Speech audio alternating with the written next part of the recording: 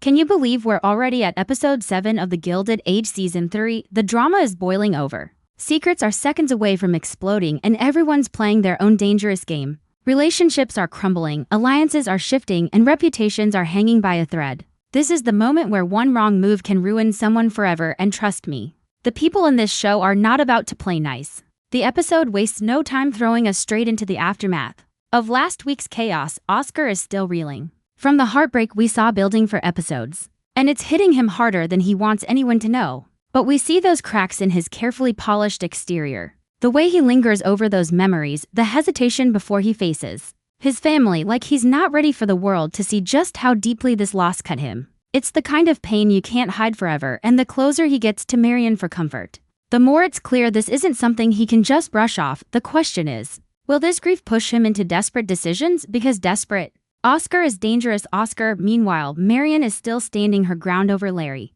She's telling anyone who'll listen, Piggy included, that it's done, over, no going back. But you can see in the way she talks, there's still emotion under all that stubbornness. And yes, Larry could have been more honest. But can we all agree that telling the truth in front of her aunts about going to a bachelor party at the Haymarket would have been social suicide? He was caught between protecting his reputation and being transparent with her, and unfortunately, she took it the wrong way, sending the ring back like that. Bold move, but maybe too quick. When Larry finally sees the ring in his hand again, his first thought is Bertha, of course, and George isn't helping, fanning the flames because he's still holding a grudge against her. But in this rare twist, Bertha's hands are clean, for now. Then there's the whole Ward McAllister book fiasco. You'd think this man had set the entire city on fire with how the elite are reacting. The way the title excommunicated hangs over the episode says it all. Mrs. Astor, Bertha, and Mrs. Fish all in one room, discussing how to deal with him? That's the kind of unholy alliance I didn't see coming. And can we talk about Bertha walking into the Van Ryn household? Was that a first? Maybe my memory's fuzzy, but it sure felt like history was being made. This scandal has the old guard shaking, and the new money crowd is watching closely to see who survives. Over in the Russell household, the mole situation is heating up. All signs point to Andre. I mean, who else knows the intimate details about Gladys's life? And the way she pauses before eavesdropping on Bertha, suspicious much, but maybe this is a setup. A distraction from the real traitor hiding in plain sight. Gladys, meanwhile, is giving Hector a look that could melt steel. Are we finally seeing her fall for him, whether you like him or not? There's a growing camp rooting for them, with Lady Sarah fading from the picture. It's only a matter of time before these two are front and center, and if history repeats itself, we might be in for heartbreak later. But history's never stopped Julian Fellows from switching things up, so there's hope. And just when you think we're coasting toward a calm moment, Larry shows up at Marion's school. It's the classic "I'll go to your house, you're not there, fine, I'll find you" move. You know this conversation is going to be loaded with tension. Peggy and Mr. Fortune are having their sweet little picnic, but if you think that's going to last, think again. We all know William's mother isn't letting her son ride off into the sunset with Peggy without a fight, and somewhere across town, Mr. Borden is sprinting down the street like his career depends on it, maybe because it does. Fake French chef, hidden scandal in McAllister's book, the mole finally being exposed? One thing's for sure, nobody's safe from the fallout this episode is setting up. The tension between Oscar and the rest of the household continues to simmer, and you can tell every interaction is loaded with things unsaid. Ada, in her quiet, steady way, is trying to keep the peace, offering little bits of comfort to Oscar when she can, but there's a wall around him now. It's like he's putting on the perfect, unbothered mask for the world while underneath, he's still breaking apart. And it's not just about heartbreak, it's about pride, reputation, and the fear of being exposed in ways that could destroy him. That's why his next moves are so unpredictable. When people are cornered, they do things they never thought they would. And Oscar is the kind of man who knows how to pull strings when he needs to. The question is, which string will he pull? And who will it drag down with him? Across town, Marion is in the middle of her own quiet storm. She's telling herself she's fine, that ending things with Larry was the right move. But deep down she's replaying that moment over and over. It's the kind of decision you make in anger and then start to wonder if you went too far. The problem is she's too proud to admit it. Pride is practically a family heirloom in the Van Ryn household, and Marion's wearing it like armor right now. She's throwing herself into work at the school, but every time she sees Larry, you can feel the tension crackle in the air. He's not the type to give up easily, and the fact that he's willing to track her down says a lot, whether she admits it or not. A part of her wants to hear him out, but admitting that would mean risking her heart all over again. Bertha, meanwhile, is playing her own game. And she's playing it better than anyone else right now with McAllister's book threatening to blow the lid off New York society. She's somehow managed to position herself in the center of the action, without being one of the targets. That's no small feat. The meeting at the Van Ryn house is proof of just how far she's come. To be welcomed into that room, even for a crisis, is a huge shift from where she started. But Bertha doesn't just want to be part of the conversation. She wants to steer it, and if she can use this scandal to gain more influence, she will. The old guard might be clinging to their traditions. But Bertha knows that information is the new currency, and right now she's holding more of it than they realize. The mole situation is still a ticking time bomb. And every scene inside the Russell home makes you look twice at the staff. Andre still feels like the obvious suspect, too obvious, maybe. That's what makes me wonder if we're all being played here. Because think about it, in a house this big, with this many eyes and ears, why would the guilty party make themselves so noticeable unless, of course, they're counting on Bertha to take the bait and accuse the wrong person? If that happens, the real mole walks away untouched and Bertha's authority takes a hit. That's a risk she can't afford. Especially with the eyes of society already on her thanks to McAllister's mess. Gladys, for her part, seems blissfully unaware of the danger swirling around her. She's too busy making eyes at Hector, and honestly, I can't even blame her. He's charming when he wants to be. And for the first time in a while, she looks genuinely happy. But happiness in this world is fragile. It comes with strings, conditions, and the constant threat of scandal if she's not careful. Her budding romance could become just another piece of gossip for someone like Mrs. Armstrong to chew on. And speaking of Mrs. Armstrong, you know she's eating up every word of McAllister's book like it's her favorite dessert. She's the type who doesn't just gossip, she weaponizes it. If the mole doesn't bring trouble to Bertha's doorstep, Mrs. Armstrong might do it herself. Just for the thrill. Over on the Peggy front, the danger is even more personal. William's mother, Elizabeth, has made it crystal clear that she does not approve of their relationship, and now she's got Mrs. Ernestine Brown in her corner. And if history has taught us anything, it's that women like them don't just throw shade. They strategize. Ernestine knows about Peggy's past, about the child she lost, and she's feeding that information straight to Elizabeth. It's cruel, it's calculated, and it's exactly the kind of move that can destroy a relationship from the inside. William is walking straight into a trap, and the worst part is, Peggy can see it coming but may not be able to stop it. The last time she tried to explain, he shut her down. What happens if he decides to believe his mother instead of her? That's the kind of betrayal you don't come back from. And then there's Mr. Borden, the man literally running through the streets. Like the devil himself is after him. We still don't know why. But the timing is suspicious. If McAllister's book contains even a hint of something that could expose him as a fraud in the kitchen, that could be the end of his career. And let's be honest, in a city like this, losing your position isn't just about money, it's about losing your place in the social hierarchy. For someone like Borden, who's built his life on presentation and skill, that kind of fall would be devastating. Maybe that's why he's running, trying to get ahead of the scandal before it swallows him whole. But in a world where secrets spread faster than fire, he might already be too late. By the end of this part of the episode, you can feel the walls closing in on nearly every character. The heartbreak, the rumors, the betrayals, they're all moving pieces on the same board. And whether they realize it or not, they're all playing the same game, survival in a city that thrives on watching people fall.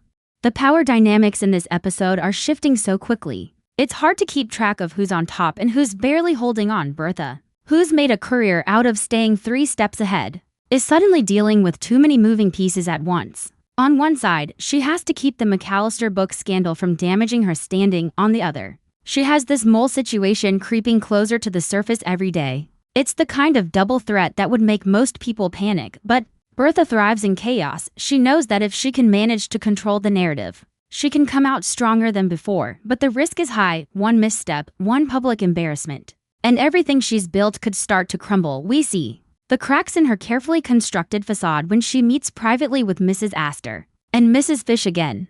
These 3 women are not friends, not really, but they understand that right now. They need each other. Their conversations are loaded with subtle jabs, each one trying to gauge how much the others know, how much they can be trusted. Mrs. Astor is furious about the book, not just because of the gossip it contains, but because of what it represents, the loosening of the old rules. For decades, privacy has been the armor of the elite, and McAllister has shattered that armor in one reckless move. For Bertha, though, this is an opportunity. If the old guard looks weak, she can fill the gaps. She can be the one people turn to when the old system fails them. Meanwhile, back at the Van Ryn house, Marion is still battling her own emotions. Seeing Larry again stirs something in her. Though she tries her hardest to hide it, there's a stubbornness to both of them that makes reconciliation seem impossible. Neither wants to be the one to admit fault.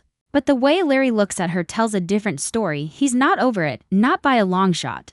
And while she keeps telling herself she's done, there's a flicker of doubt every time she catches his eye. That's what makes their scene so tense. You can feel the unspoken words hanging between them, the things they want to say but can't.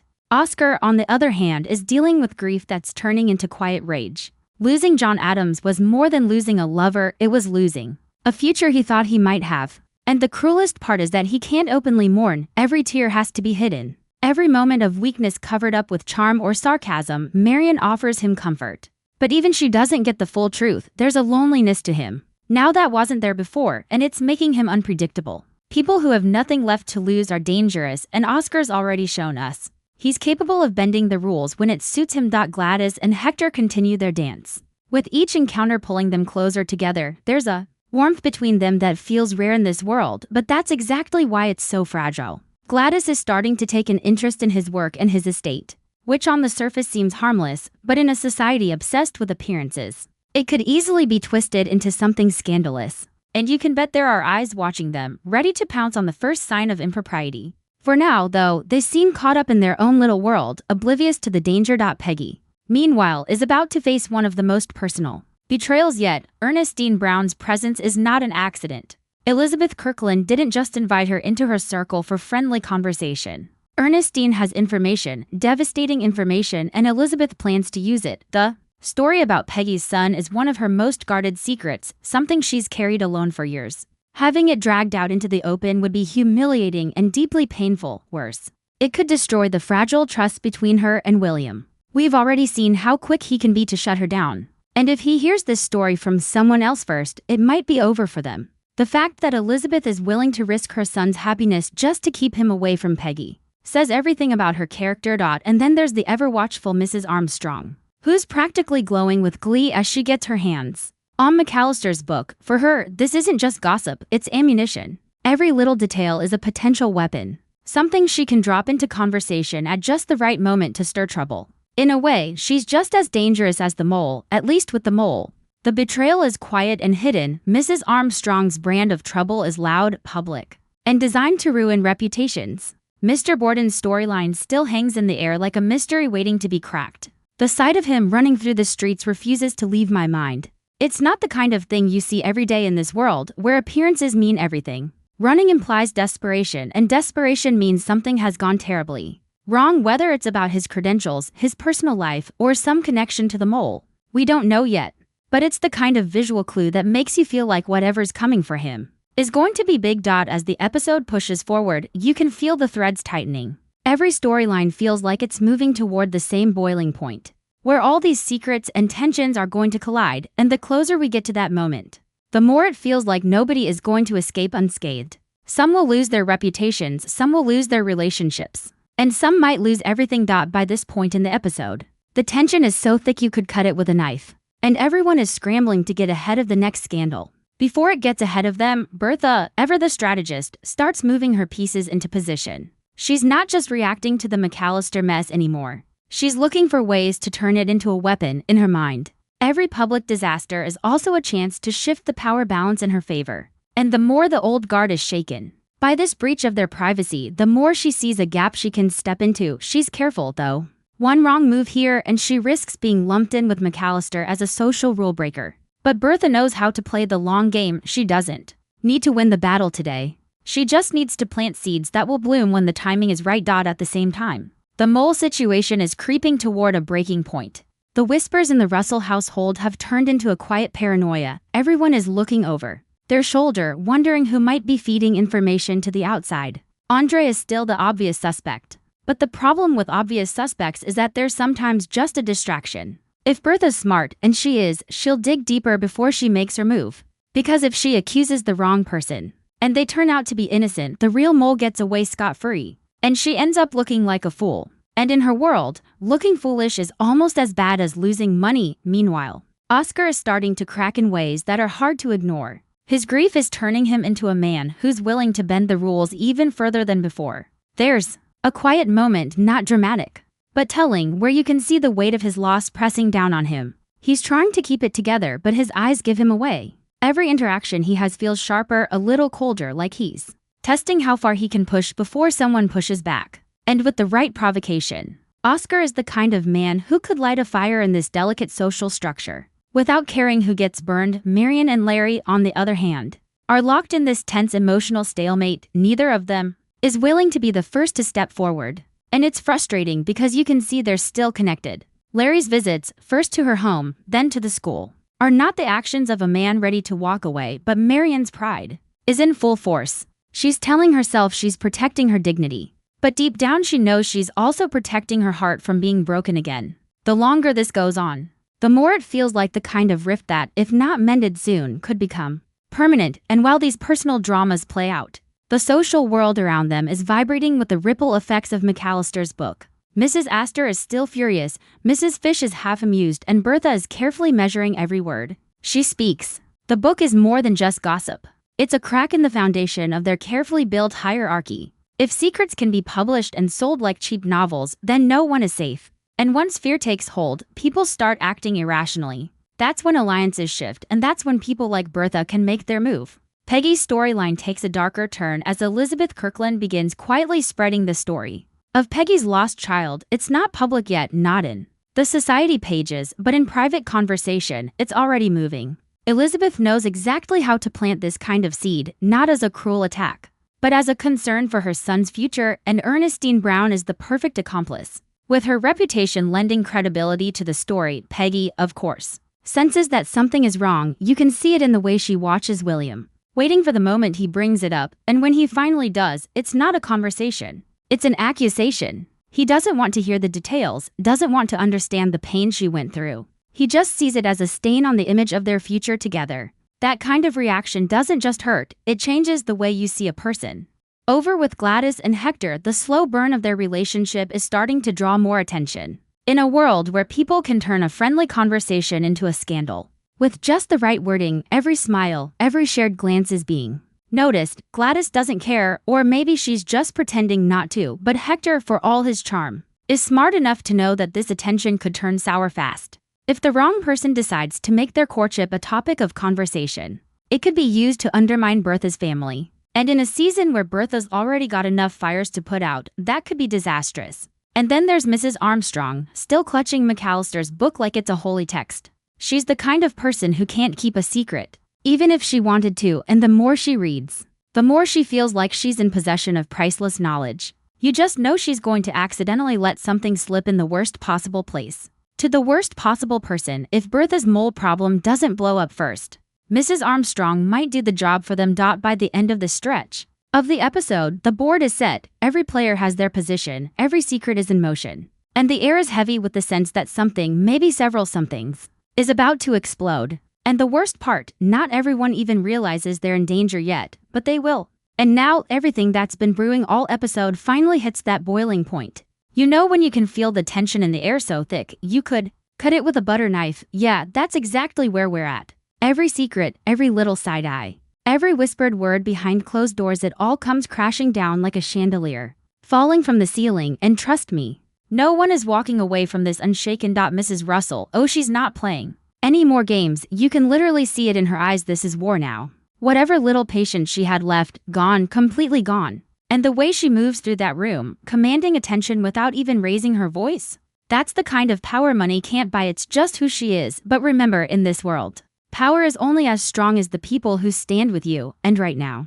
the lines between friend and foe are blurrier than ever. Meanwhile, Agnes is watching everything like a hawk, and I mean everything. You can see her mind racing, calculating moves, predicting outcomes. But here's the thing, even Agnes, with all her wisdom and control, can't predict the chaos that's about to unfold. The city is changing, the social rules are shifting, and for the first time, she might not be the one holding all the cards. That little flicker of uncertainty in her eyes? That's new, and it's dangerous. Then there's Marion, still caught between worlds, her heart pulling her in one direction, society yanking her in another. And this time, she might just take the leap that changes her life forever. But will it be for love, or will it be for survival? That's the question hanging over her like a storm cloud. The episode closes not with a bang, but with a silence so loud it echoes in your head. People leave the room without saying a word, but their faces tell the whole story. Betrayals have been set in motion, alliances have been tested. And somewhere in the shadows, someone is already plotting their next move. The Gilded Age might be all about shine and sparkle on the surface, but beneath it, it's sharp edges and dangerous games. And that's why I love this show. It's not just about pretty dresses and grand parties, it's about ambition, loyalty, greed, and the quiet battles we never see until it's too late. Episode 7 left me with one thought: in this world, you're either playing the game or you're being played. And trust me, by the time episode 8 rolls around, I have a feeling the players we thought we knew are about to flip the board entirely. So my message to you, whether you're in a ballroom or just navigating your own everyday life, never forget that appearances can be deceiving. The people smiling in your face might be sharpening knives behind your back. Stay sharp, stay true to yourself, and always pay attention to what's happening when the music stops, because sometimes that's when the real story begins.